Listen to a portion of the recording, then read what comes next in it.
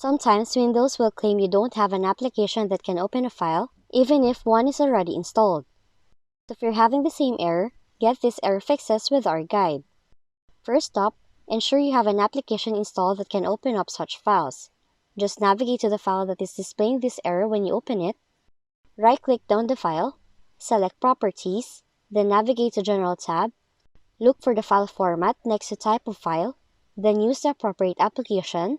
Right-click the file, choose Open With, choose another application, and Windows will suggest you select it to open the file. Moreover, set the default application for the file type. Just right-click on the targeted file, choose Open With, click Choose Another Application, choose the app you want to set as a default option, and click on this checkbox, then click OK.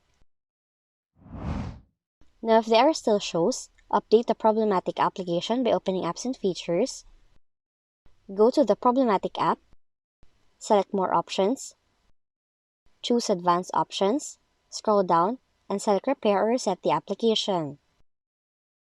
And those are the following fixes in this Windows error on your Windows computer. If you found this video helpful, kindly like and subscribe. You may also click and turn on the notification bell so you can be notified from whenever we release new videos.